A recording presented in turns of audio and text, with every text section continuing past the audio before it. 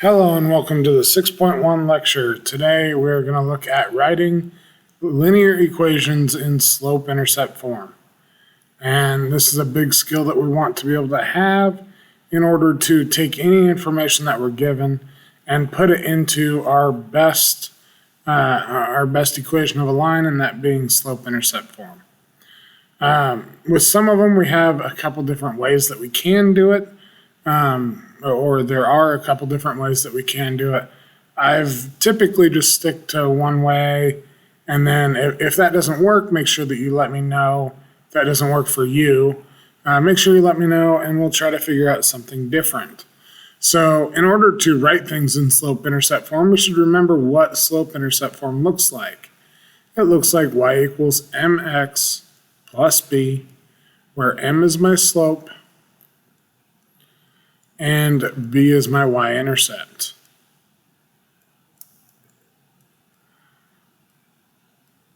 Why we choose these letters for slope and y-intercept, still beyond me. I'm not, I still haven't found a good reason as to why these letters specifically, but that's what we chose.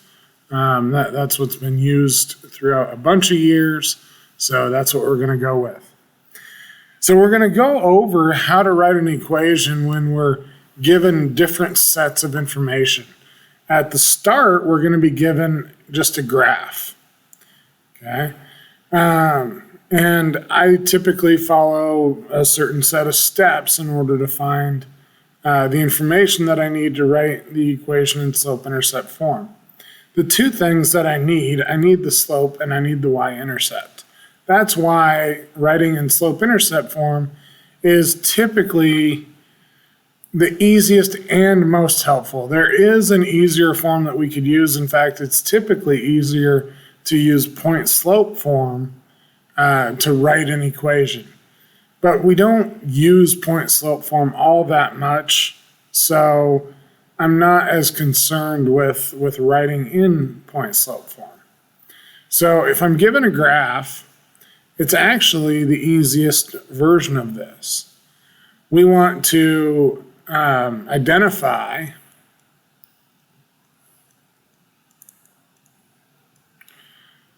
the y-intercept. And I do say identify because it's just look at the graph and figure it out. Where does the line cross the y-axis?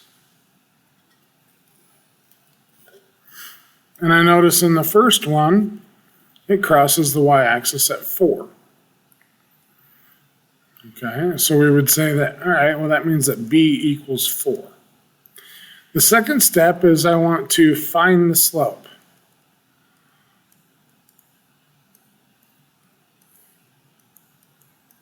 Okay, so I'll find the slope, and that means kind of the best version of doing that is I want to find another point that's on my line. I do want to find another grid point and then be able to count the rise and count the run. Okay. There's a multitude of options that I could choose on this one, but I really like this one right here. This seems to be my best other true grid point where the line crosses two of my grid lines. So now I'm going to find my slope. I'm going to count my rise and count my run. I'm always going to start at my left point. If we remember from finding slope, it looks like we go up 1, excuse me, and over 2. So my slope is up 1 over 2, or 1/2. And then the third step is just simply to write it in y equals mx plus b form. Okay, so for this one, we're just going to write y equals 1/2 x plus 4. And there we go. Okay. On the next one, identify the y-intercept. Looks like it's right here at 1. We can say b equals 1. Find another point on my line. Maybe I like this one right here. I see this point right here, and it looks like a good one. Count your rise, count your run. So I'm going down 1, 2, 3, down 3, over 1, 2, 3. So my slope is down 3, over 3. That will reduce, and we should reduce it to put it into slope-intercept form. -3 over 3 is -1. So to write that in slope-intercept form, I'm going to get y equals -1x, which I can just write as -x, plus 1 for my y-intercept. Okay. I do encourage you to pause the video and try to work ahead on these two problems, but I'm just going to do them right here in the interest of time. My y-intercept is 3. I'm trying to find another good grid point to use. That one's close, but I don't really like it. I think the only one that I like, and it's weird to use the one with the arrow on it, is this one down here. So let's count our slope. Up 1, 2, 3, 4, 5, 6, 7, 8. So up 8 and over 1, 2. Since this ends up giving me a fraction 8 over 2 that can be reduced, it means that I did have a point in the in between these 2 points that would have worked as well, and it was this one. This one would have worked. It was just messy in there. I didn't want to incorrectly guess that it hit that point, so I chose to use the one at the bottom. So 8 over 2 does reduce. It reduces to 4. And so we get y equals 4 times x plus 3. Now, one downfall to all these problems that we have here is that all of them have positive y-intercepts. Kind of a mistake on my part.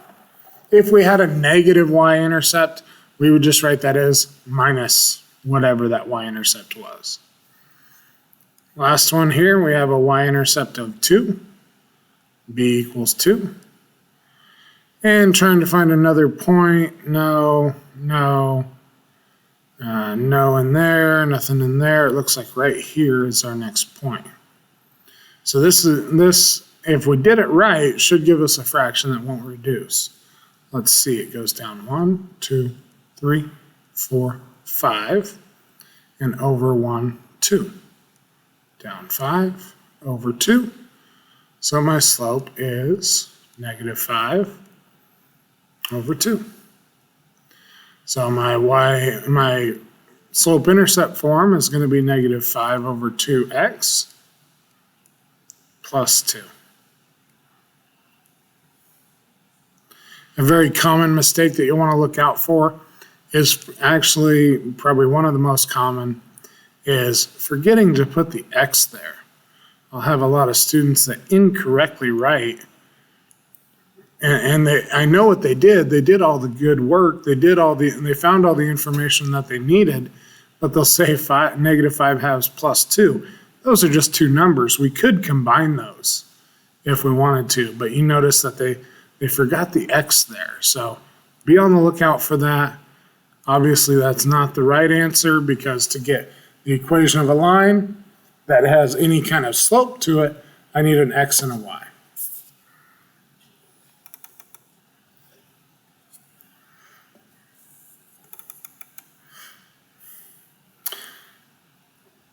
The next one talks about being given a slope and a point. Definitely two ways to do it. I wouldn't say that there's only two steps within either of the ways. Well, maybe the second way, I guess. You could say that there's two steps. And I'm going to do one of each of these problems in those two ways. Okay. One way is just to use, version 1 I would say, is just to use y equals mx plus b, plug in what you know. In fact, you know the slope. Oops. So plug in what you know.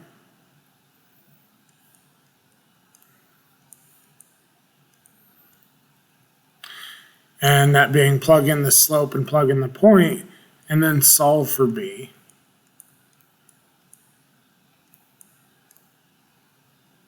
Okay. Let's look at using that method on this first one. It's a little bit more of an involved process. So I'm going to use my slope-intercept form, y equals mx plus b. I have a slope of 2 and it goes through 6, -3. So labeling everything that I know that a slope of -2 means that's the m. And then I have this point that represents an x coordinate and a y coordinate. So I could plug all that information in. Plug in my -3 for y, my -2 in for m, and my 6 in for x, and then I'm left with plus b. Anytime I have an equation that only has one variable, I can solve for that variable. And that's our strategy in a problem like this. We want to solve for b to find out what our y-intercept actually is. Okay. So we'd get -3 equals -2 times 6 is -12. And to solve this for b, I want to add 12 to both sides. -3 plus 12 is going to give me 9. On this side, those cancel out, and I get that 9 equals b. So then I would have to write it now in slope-intercept form using x and y as variables. My slope is -2, and my y-intercept is 9. So my final answer would be y equals -2x plus 9.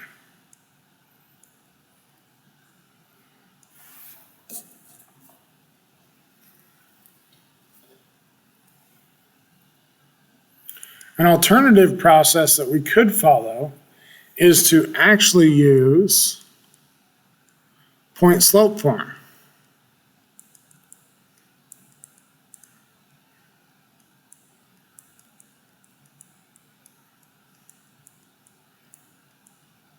And remember, point-slope form is for a line that goes, or that has a slope of m and goes through the point x1, y1.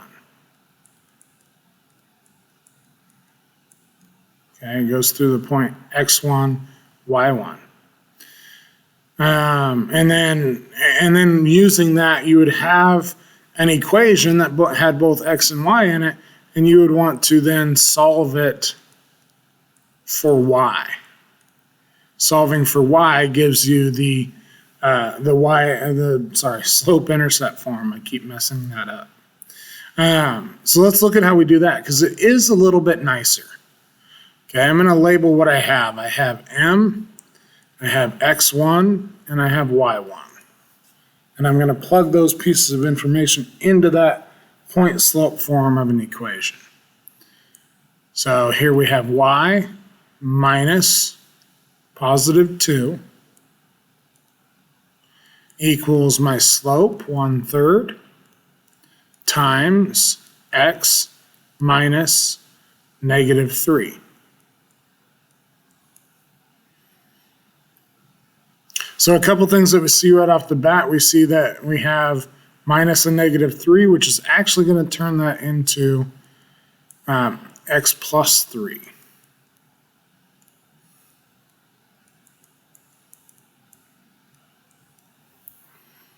Okay. And now I want to solve this equation for y.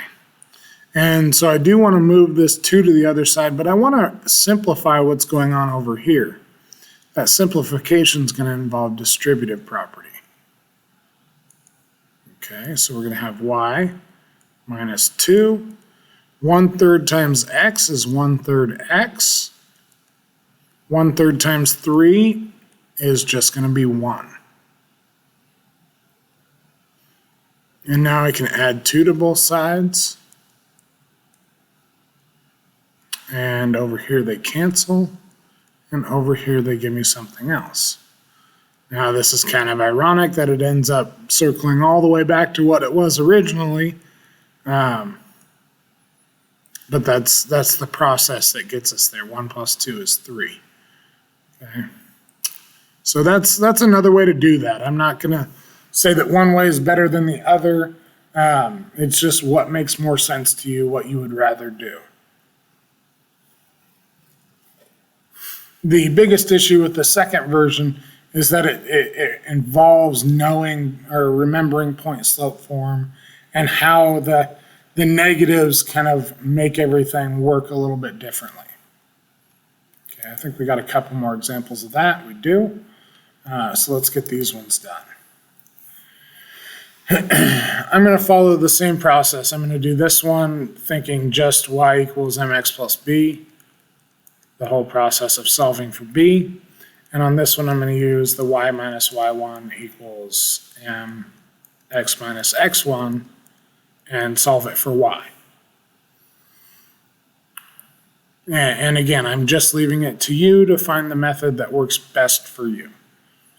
Plug in everything we know. We know that m is -4, x is 1, and y is 3. So 3 equals -4 times 1 plus b. Now I know I can solve that for b. -4 times 1 is just -4. And I want to add 4 to both sides. Over here they cancel. 3 plus 4 is 7, so b equals 7. So I get the equation y equals my slope, -4x plus 7.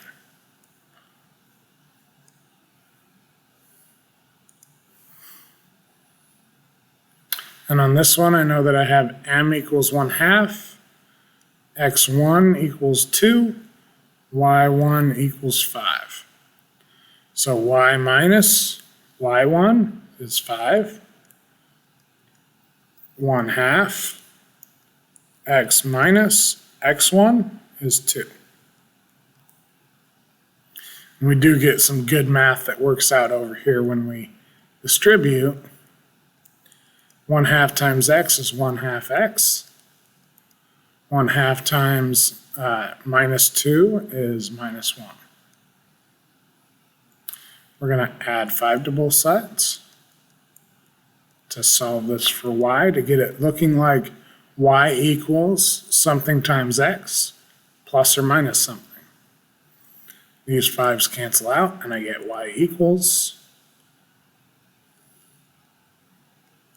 1/2 x plus 4. And just note that any of these would have worked out using any of the strategies, either of those strategies. It doesn't matter which one you pick. Lastly, we're going to look at if we're given 2 points. So if I'm given 2 points, I'm going to mainly stick with this idea of using y equals mx plus b because it's a little bit more straightforward. But once I get through kind of the first step, then I really have my same 2 options. And everything that we try to do in math is take a new problem and turn it into an old problem. In fact, when I'm given 2 points, the first thing is going to be to find my slope. Find the slope. Once I find my slope, then I will actually have, if we think about what we'll know at that point, we'll know the slope and we'll know 2 points. So that's kind of like the problems that we just did, knowing the slope and a point, but now I know 2 points, and I could just pick one of them and say, now I know, my slope and a point. But here I'm going to say that we want to, we're going to stick with this left side that we've been doing. So we'll plug in what we know. We'll say plug in m, x, and y, and then we'll solve for b.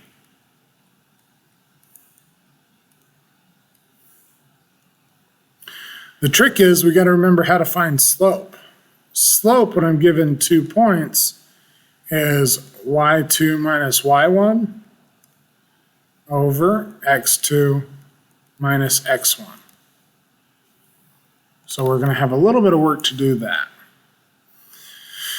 So that's going to be the first thing I do, find my slope. And when I do that, I just go through and label x1, y1, x2, y2. Okay, and go y2 minus y1, 6 minus negative 2. x2 minus x1, 2 minus negative 1. 6 minus negative 2 turns into 6 plus 2, which is 8. 2 minus negative 1 is going to turn into 2 plus 1, which is 3. So kind of an ugly slope there, but that's okay. Now I know the slope and 2 points. I just want to pick one of those points to use, and it's totally up to you which one that you want to use. And long story short on this problem, there's no way getting around this problem getting kind of ugly. Okay, it's going to get a little bit messy. So I'm going to pick the second point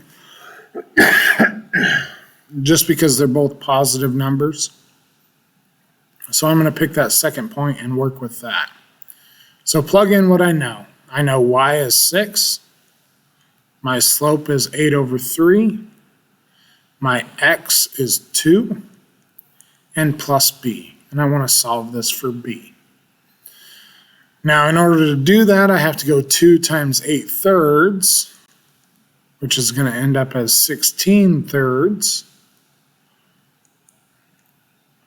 And now I have to subtract 16 thirds on both sides. This is where it's going to get a little bit messy. But it's actually going to make it work out somewhat okay. It's still going to involve fractions, but sometimes that's just inevitable. So on the right side, those two 16 thirds, those cancel. We subtracted that for a reason. Over here, we have to think 6. And we're really thinking 6 minus 16 thirds.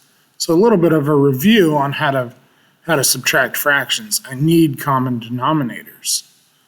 6 in terms of thirds is 18 thirds. 18 divided by 3 is 6. And now that I have common denominators, my life's a little bit easier. I just subtract the numerators. So I have 18 minus 16, which is 2 over 3. So my b is going to be equal to 2 thirds. And now I can write my equation.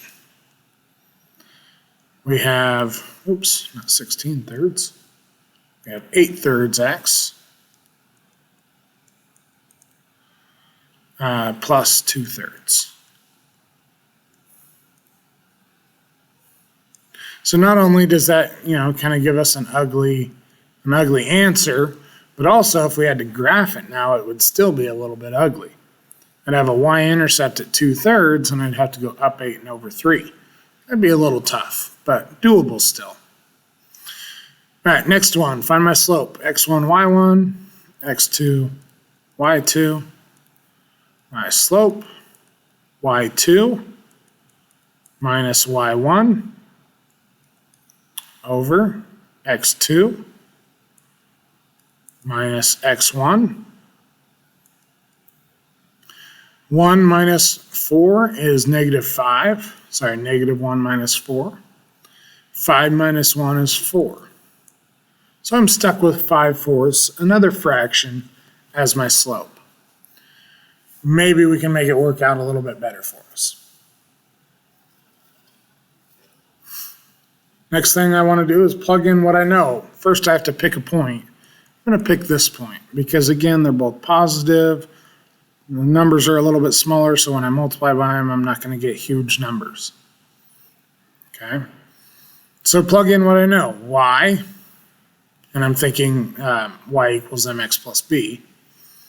Y is 4. The slope, negative 5 over 4. X is 1 plus b.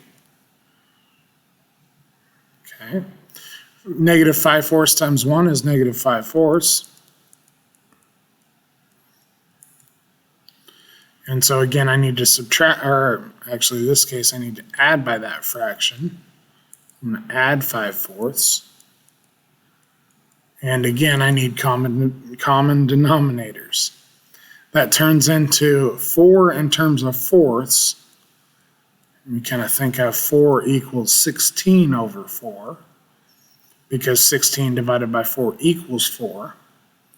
And 16 fourths plus 5 fourths, 16 plus 5 is going to be 21 fourths. And that's our b value. Okay. Again, kind of an ugly answer there, but since we're not graphing it, we can deal with ugly answers. We just have to write ugly fractions. And there we go.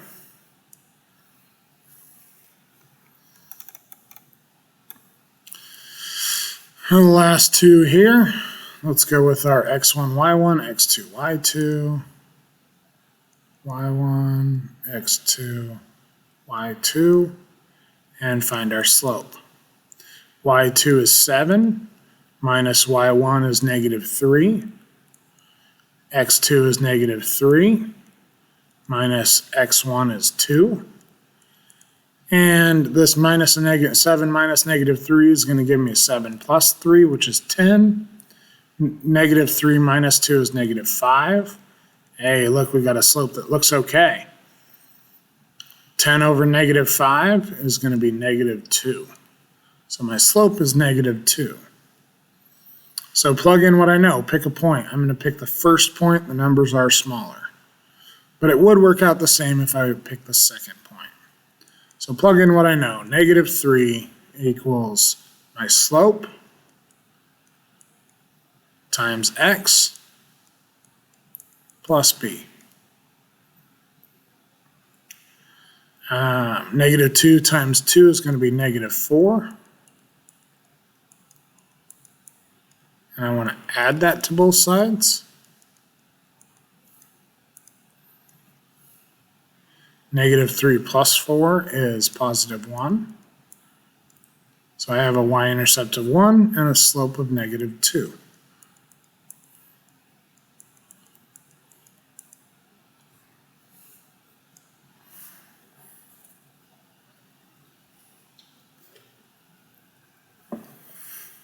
And last one that we have. Pick my x1, y1, x2, y2.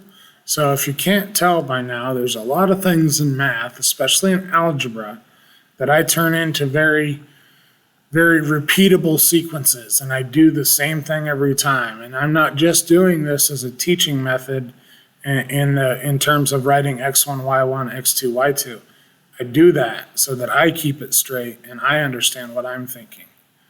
Okay, using my slope formula, y2 is 4, minus y1 is negative 5. x2 is 3, minus x1 is 0. And we end up with 4 minus negative 5, which is 9. Over 3 minus 0, which is 3. 9 divided by 3 is 3. So now I know I have a slope of 3. From there, I want to find my y-intercept. But wait a minute. The y-intercept is the y value when x is equal to 0. So this one actually gives me right away the x value is 0, and b is equal to negative 5. So I get that. I'm given my y-intercept for free on this problem. Just a miraculous thing that ended up happening. write your equation. Y equals slope times x minus 5 for a negative 5 y-intercept. There we go. All done. It would have worked too to plug in either one of those points. You're just going to end up getting negative 5, and people would be mad at me that I didn't realize that to begin with. Okay, make sure you put a brief summary of your notes, at least the things that we talked about. And let's look at practice problems, what I would expect you to do. I'm thinking probably the best bet, just to be a little bit fair for the practice,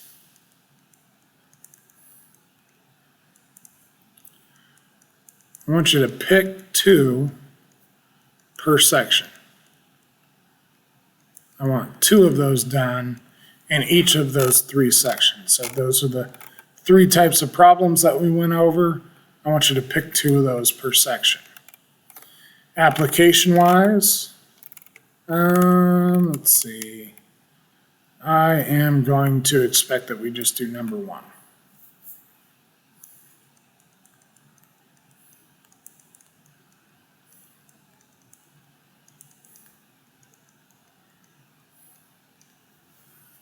Okay, if you want to go above and beyond, you can get number 2 done as well. But at the bare minimum, number 1. Oh, sorry, I guess you can't see that. Pick 2 per section. My face is in the way. So pick 2 per section on this page, and then on the next page, just do number 1. So again, on this side, you could do 1 and 4, or 1 and 3, or 2 and 4. Just pick 2 out of these first 4, pick 2 out of these second 4, so maybe 5 and 7, or 5 and 8, whichever ones you want to do, whichever ones look like they'll, kind of balance make sure you get an easy one in there, or what you think might be an easy one, and maybe pick what you think might be a hard one. And you'll find out that there are things that, in doing that, having that ability to pick which problems, you'll find out which ones are easy and which ones are hard. So that being said, have a good day, and we'll see you in class.